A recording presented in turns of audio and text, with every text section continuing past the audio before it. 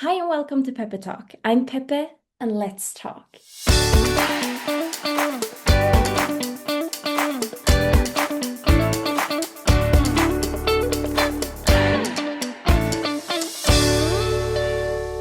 When I think about summer in Stockholm, I think about a lot of things. But if I think about one specific place I go to pretty often during the summer in Stockholm, it's StikkiNikki, my favorite gelato place. And it's not only ice cream, it's part of the summer, it's part of so many core memories. And that's what we're going to talk about today, the journey of StikkiNikki. And with us this week, we have Nicole. Welcome to Pepper Talk. Thanks. How are you today? Good, good. Drinking coffee, cat in my lap, That's amazing. What's the name of your cat? sugar, of course. Sugar, of course. We know each other a little bit, but my audience now are curious. Who is this Nicole with a cat named Sugar? Who are you? Do you want to tell us more about who you are? I'm from Texas and I moved to Sweden in 2007. And I started StikkiNikki, which is a gelato company only in Stockholm. Yes, I would say I am very proud that it's only in Stockholm because it's like one of the highlights. I'm born and raised in Stockholm. So whenever I talk about StikkiNikki with people, people are like, yeah, but I don't have it in my city. No, it's in my city. So I am bragging about it to other people. But how come that you started it in the first place and pretty early on in your journey moving to Sweden? It was about 6 months after I moved here, I started because I couldn't speak Swedish and I wasn't so incredibly happy in the job that I found. And I'm really a bad employee. I hate working for other people. I don't like being told what to do. So it started out as a kiosk, which was in front of the Sheraton Hotel in central Stockholm near Central Station. And at first, it was just going to be some sandwiches and some coffees. And the ice cream almost came as an afterthought. But then, long story short, the ice cream ended up taking over the entire business. Someone wrote about us in a newspaper. And it was really funny because the woman who came, she kind of leaned in through the kiosk window and she's like, would it be okay if I came here next week and took some pictures and maybe wrote something about you? And I have no idea it was Elin Peters from Dagens Nyheter. I didn't know what Dagens Nyheter was. I'd been here for, 2 seconds and I was so busy and I was so tired. So I just looked at her. I'm like, yeah, sure, sure, it's fine, it's fine. And so she came and I mean, she was probably there for 15 minutes with this photographer and asked me some questions. And I literally just kept working. I barely paid any attention to her. And then the article came out in the Sunday food section. And on Monday, we had a 250-meter queue down.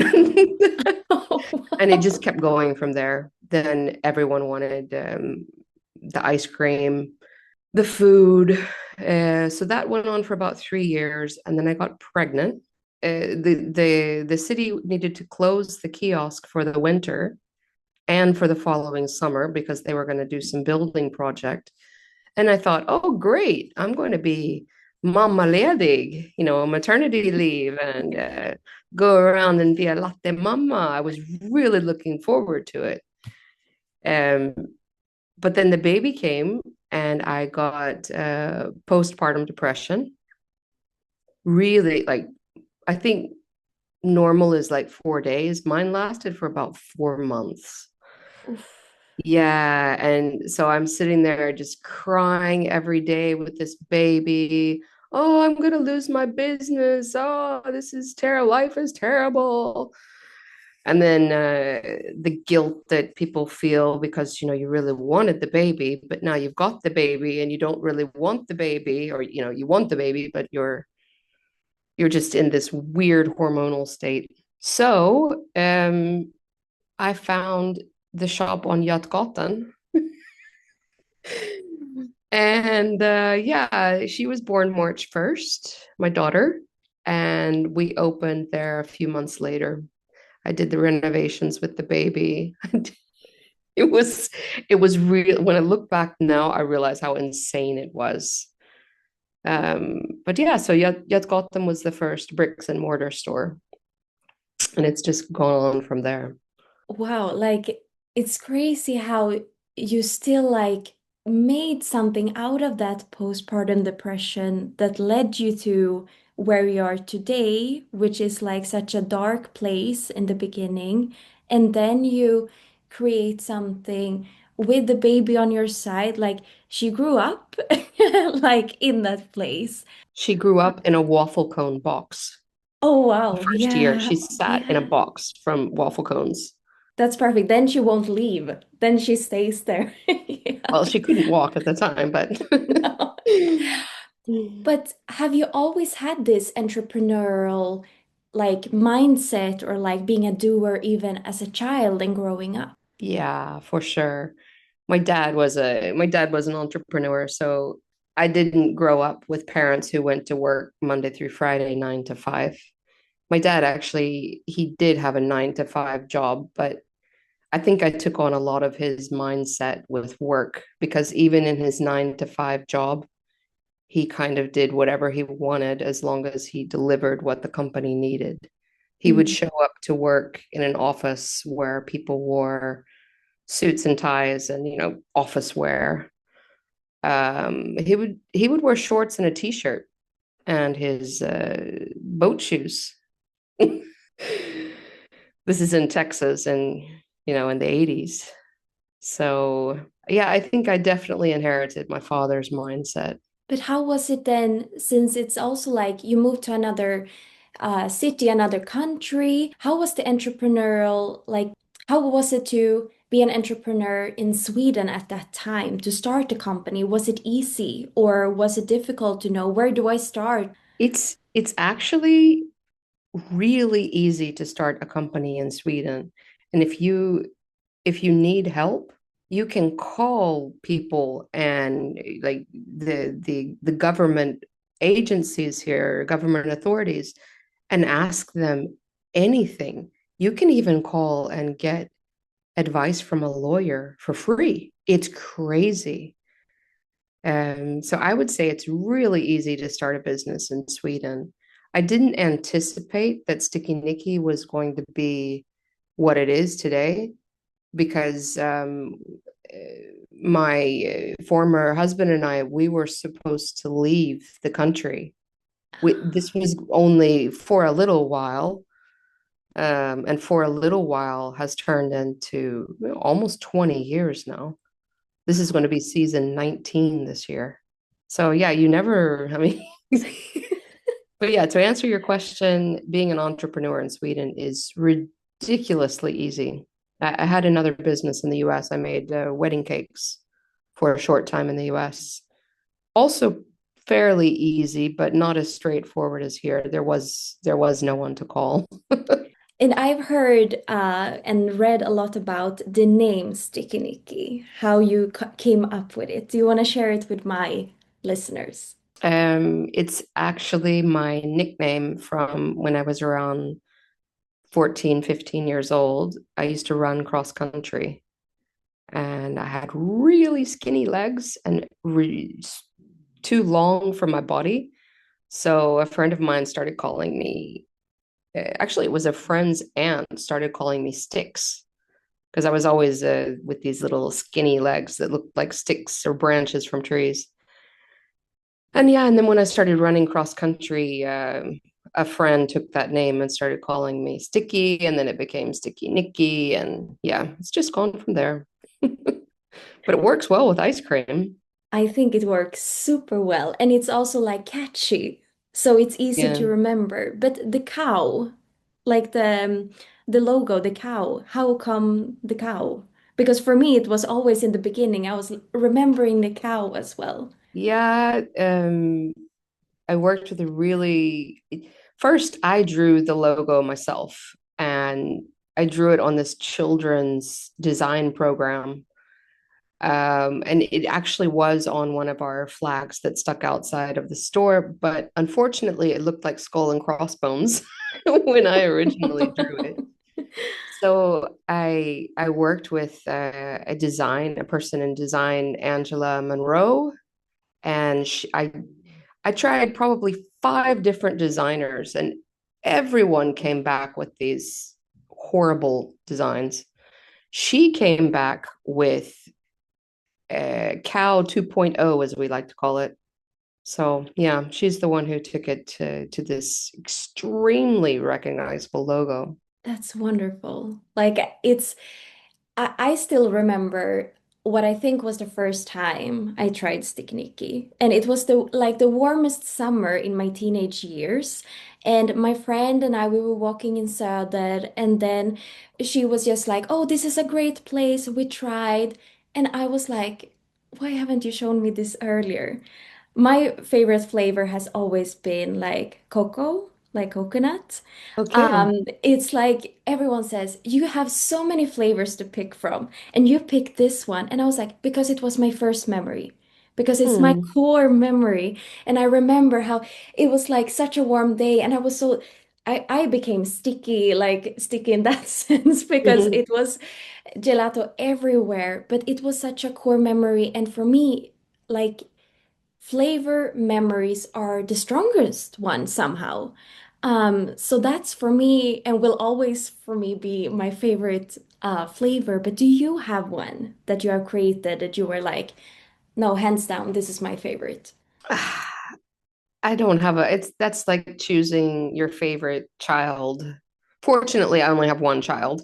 But it's really hard to choose a favorite flavor. But if I'm eating ice cream in someone else's shop, I would usually take stracciatella because it's a good way to tell the quality of someone's ice cream, what kind of chocolate they use, and what their base is, because stracciatella is made with a pure base with no flavoring. So you really see what their quality is. Mm.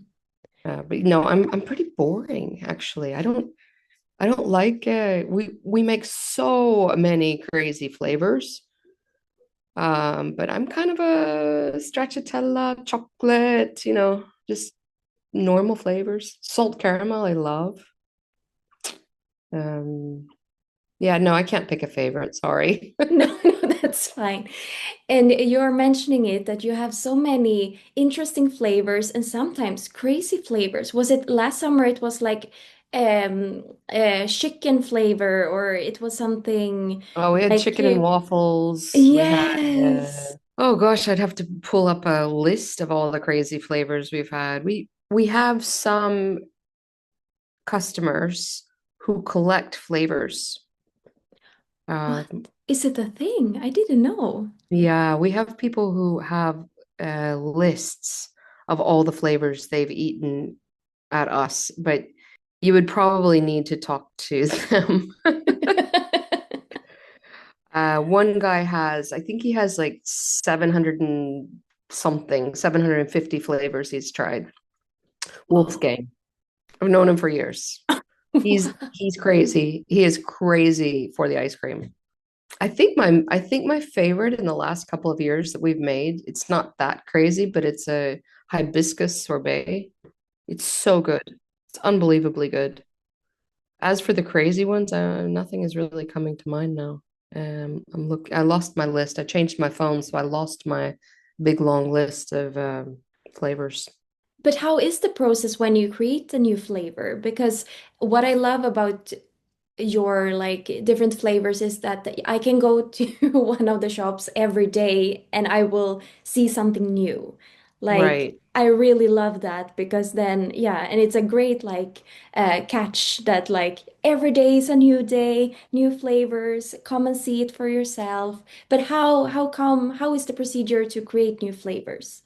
And is there some flavors that you stick to always? I would say we have a core 40 that we rotate those heavily. And Belgian chocolate, salt caramel, some of the hallon sorbet. But then we have suggestions from customers, we have suggestions from staff. There's no flavor that I won't make if someone suggests it. I will at least try. We had someone, this is years ago, someone came around and they were doing a competition. I'm still unclear what the competition was, but they begged me, can you please make something with blood pudding? Like, okay. Oh, So we made, it was okay. I hate blood pudding, but yeah, if you crisp up the blood pudding in butter and sugar, you turn it into almost like a caramel candy.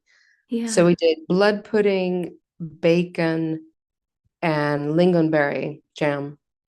Oh, And I think I have to do it again soon because there's a lot of people who are like, remember that time when you did the blood pudding? And I was like, we're gonna make this. This was when we just had Götgatan store. And I was thinking, we're gonna make this and then we're gonna have to throw this away. No one is gonna buy this. It mm. was gone in 3 hours.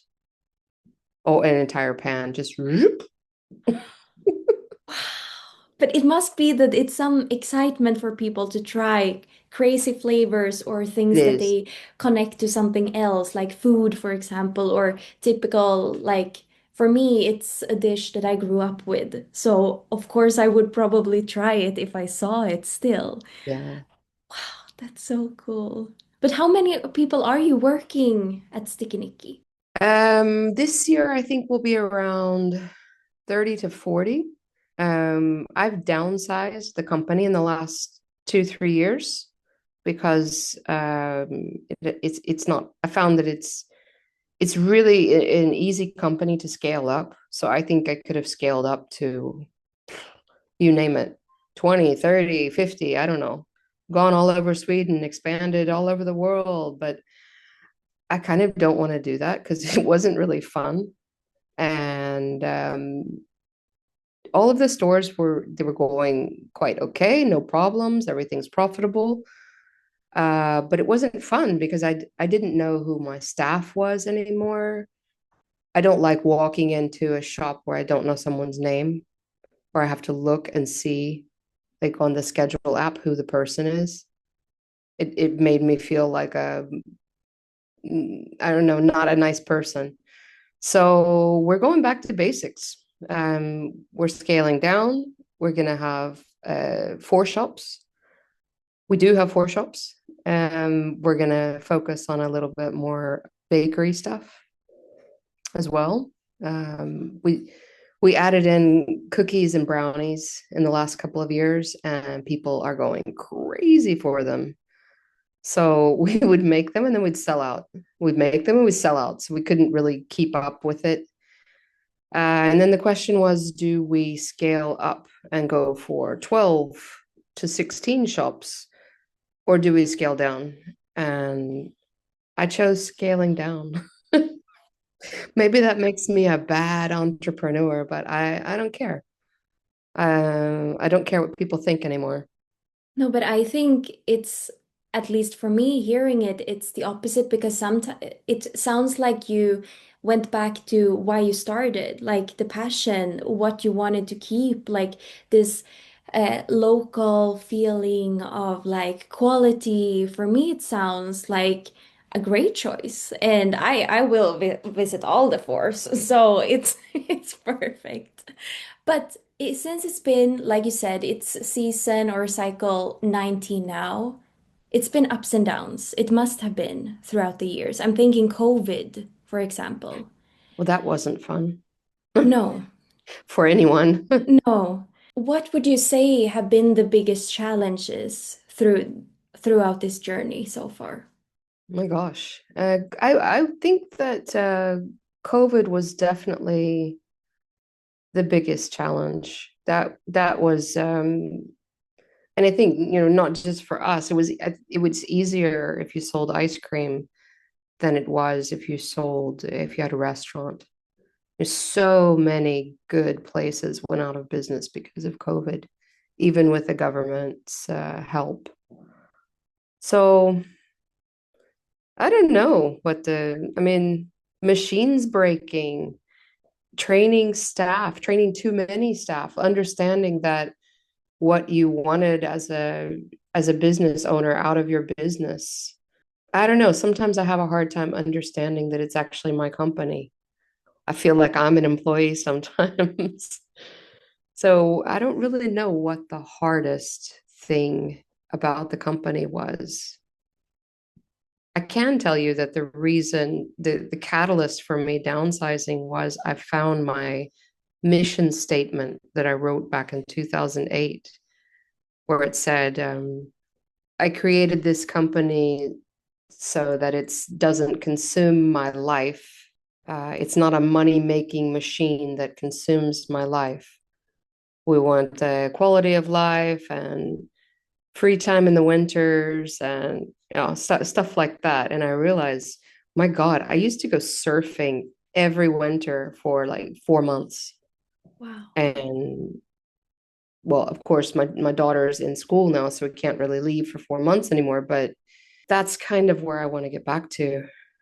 I want to work really hard in the summer, have a lot of fun, help people have their best first job. Like people who are around your age or a little older. Every once in a while, I'll run into someone that was one of the first employees, and 9 times out of 10, they will say, yeah, StikkiNikki was my most favorite job I've had in my life. I didn't realize it then, but it was really good. So that's my goal. In 20 years from now, I want people to still come up to me and say that. And would you say that you have some specific characteristics when it comes to leadership in order to create people enjoying their work and then coming back later? It must be something inside of you that creates this feeling. Well, I think for most people, it's their first job, sometimes their first job ever, and sometimes maybe they've had like a summer job that lasted 3 weeks. We don't take people who work just 3 weeks. You have to work the entire season. And as for leadership, I'm Gen X. So we're a bit in your face. So you just say it like it is. There's no coddling. I have a really hard time coddling people. And at first, I think I've heard that people are scared of me, which just makes me laugh. Like, why would you be scared of me? Because I don't sugarcoat anything. I just say it with no filter. So yeah, that's my leadership style. I'm not mean, but it, I just think that it's a big step for most people to go from their parents telling them what to do, teachers telling them what to do, and then for them to understand that your boss is neither of those. Your boss is it's a completely different world. So yeah, that's my leadership style is to just help people transition into real work life and not be so formal. I like Fun. that. Yeah, I like that. And what inspires you, either as a leader, as an entrepreneur, or just in life in general? Or what inspires you? Maybe it's not a person. I really like helping people. I don't know what my life's purpose is, but sometimes I feel like it's that. I love talking about business. Anyone who has their own business or they have a business idea, or I just love talking about ideas and processes and how to solve problems. And I don't know, without trying to sound cliche, I guess I'm a people person, but I really do like people. Would you say that throughout this journey, someone has ever, or it can be that you have learned it yourself, what is your biggest learning? as an entrepreneur? What is, if I would say that I'm an entrepreneur here, I want to start a business, what is that one thing I should know from the start? Um, Burnout is a real thing. And when you're an entrepreneur, I'd say the chances of you hitting burnout are 100 to 1 more likely than when you're employed somewhere. So I would say try to take some dedicated time off, away from your phone, away from anything having to do with your company. It's really hard for me though. I like my company.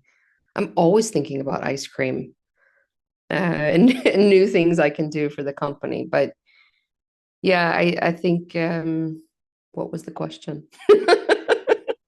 Like biggest learning or things you want to tell a new entrepreneur to like remember this from the start.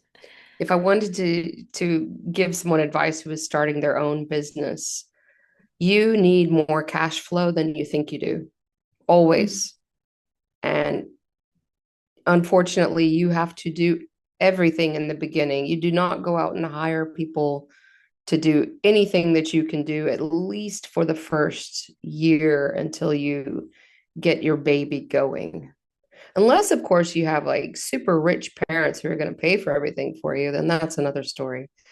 But I didn't have that. And yeah, just be really, really hyper aware of your cash flow and do 1 year projections with that on paper, so you realize how unrealistic you're doing and you're being.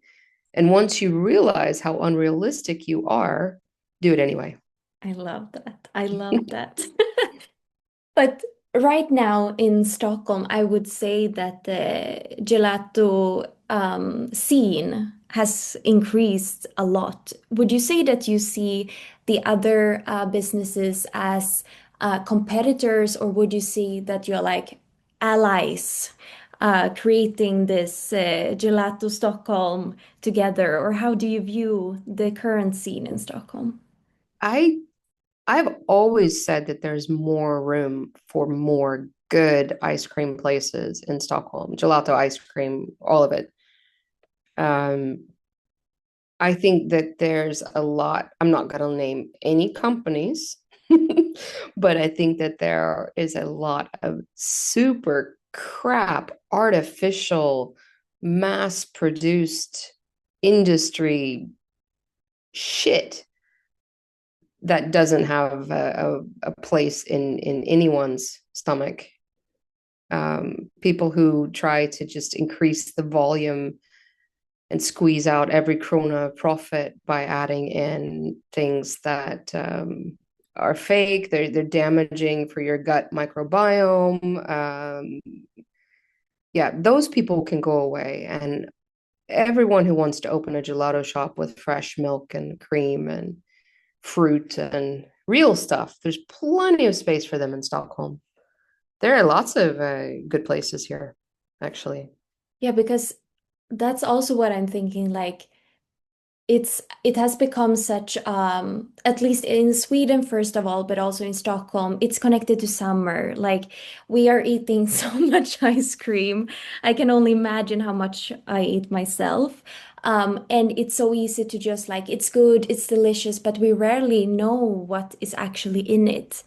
But from what I understood, it's like StikkiNikki, you always work with good ingredients. You're thinking a lot about what you actually put it in. Has that always been like, of course we're gonna do that. Of course we're gonna do research. Of course we're gonna have the best of the best. Or how has that procedure looked like?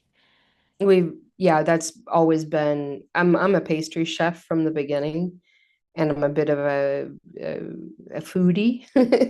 So I've always been hyper aware of everything we put in the gelato. We don't use any colorings.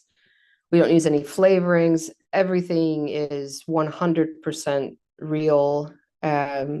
We don't even use any chemical sugars. There are people who use dextrose and glucose because it gives you a better mouth feel when you eat it, but it also tricks your brain into wanting more sugar.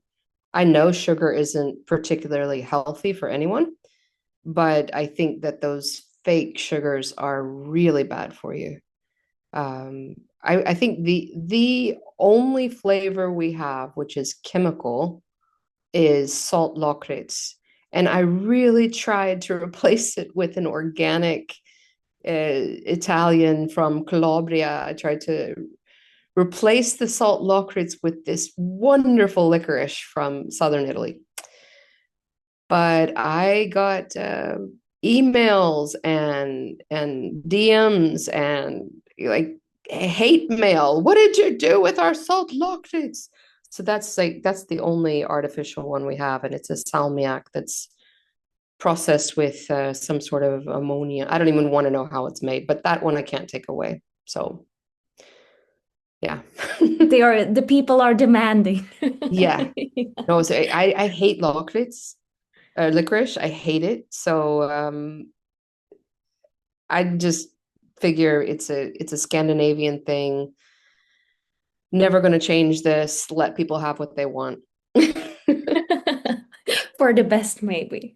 Mm, Um, I would also say that you were, or for me, this is at least my experience, that you were early on having vegan options. Like for me, you were the first, like, at least for me, hearing about vegan options. That's also why I thought, like, oh, StikkiNikki. If I have friends that are vegan coming from other cities, then I always StikkiNikki. mm. That process, like that's an entire like target group, all the vegans. There are a lot of them in Stockholm, in Sweden, but also all the allergic people like that are vegan by nature in that sense. How does that process look like to expanding the vegan options? In 2018, the vegan people and people who had children who were had milk and egg allergies, the demand for the vegan ice cream and to not have the cross contamination that you would get in our normal shops. Due to that demand, we opened or we switched Maria Toriet to be 100% vegan. The sales tripled because of that. So everyone in the vegan community knows that that's where you go if you want vegan ice cream.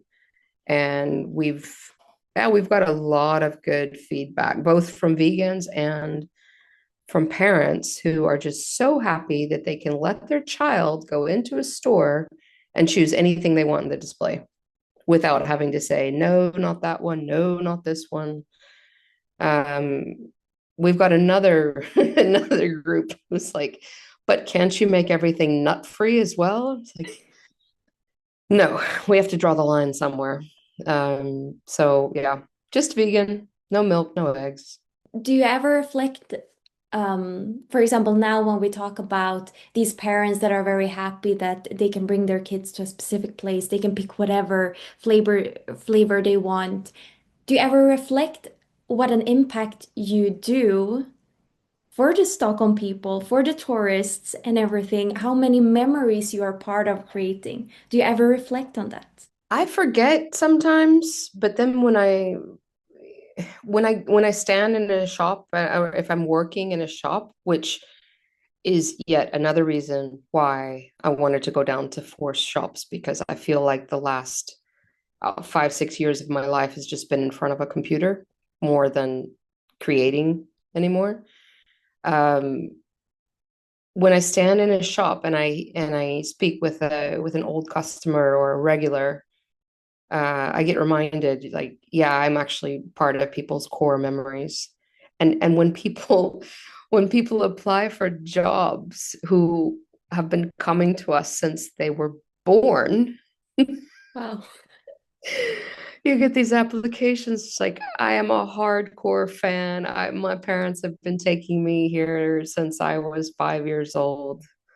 Then, yeah, I can get happy. But no, I don't know. I don't think it's really hit me how many people the business has impacted because it's just ice cream. Yeah. Yeah, and at the same time, not just ice cream, because for my own part, it's like I have had the best summer evenings walking from Götgatan late night through Stockholm when it's still like the sun is still there with my friends. I've been going on dates. Like I've been experiencing so many of like, as you said, core memories with you without you knowing it because it's the ice cream that is part of it, but it's still you. And I think it's so important that we sometimes reflect, like we as customers as well, to say the same as maybe what we eat for breakfast every day, that it's like every breakfast or dinner or whatever. But the summer in Stockholm, it's something special. It's something, Yeah. it's like the highlight in life. When I talk to people outside of Sweden, I'm like, if you ever come to Stockholm, Sweden, come in summer because that's when people are nicer, everything is better. It's like, yeah, it's the cherry on the top or whatever you Yeah. say. Um, so no, I am very much looking forward to this summer as well. When are you opening? Do you know when you will be opening for the season? We moved our production now, so we're closing our old production and we're moving back to Götgatan. So I'm waiting because I know why we moved out of Götgatan before. So I've fixed all of those old problems we had, like we didn't have a floor drain. So Stadsholmen is like the nicest landlord in the world. They have helped us with engineers to figure out how to put a floor drain into this Kulturmarkt building, which Wow. so dug up the whole floor. It was like this ginormous hole in the floor for 2 or 3 months. But now we have a floor drain. I'm waiting now for the electricians to add. Uh, they're going to fix the electricity so that our machines don't switch off when it gets really hot, for lack of a better explanation. Um, and I reckon it will be about probably the third week in March. We'll open there, maybe if we're lucky in 2 weeks. Um, and then all the shops should be open by the 1st of April. That's the goal. It's truly let the countdown begin. Like people Yeah, mark your calendars. I will you should mark see my mine. to-do list. I'm sitting here all calm in my chair, drinking my coffee, and my to-do list is, yeah, so long and boring. But I'm super happy that you took your time to be in Peppe Talk and to share your story. And also, just, I am so hyped up for the summer now. I'm so excited for which flavors that will be my new favorites of the season.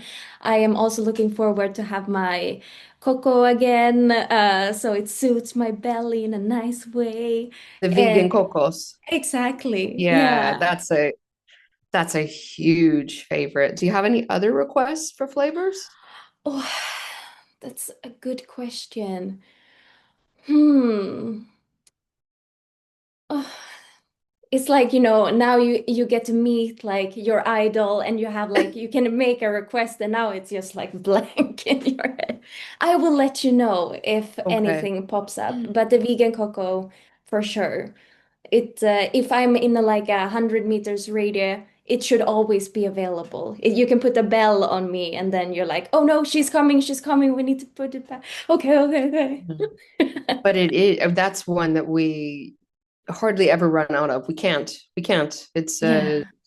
It's a crisis. Vegan Yes. cocos and vegan chocolate. Yeah. Yeah. Yeah. Oof. No, it's amazing. Oh, now it's watering in my mouth. Now we need to stop this before. But thank you so much for it being on Peppe Talk and for everyone who's been listening. Make sure to follow StikkiNikki on Instagram. I love the Instagram account because there you get to see what's happening behind the scenes and everything. And also sometimes these are the flavors of today in Götgatan or in other places. So it's really nice that you have the Instagram to make us have some extra contact with our favorite Oh, thanks. It's gelateria. me on the Instagram, by the I way. love that. Oh, I that's so hate it. Oh, nice. I think I'm terrible at it. No, it's very nice because it's also like I want to know what you do during winter. And then a few weeks ago, then we had a little tour, what's going on. So it's super nice. So I really appreciate it. Thanks. Thanks for having me. Thank you so much.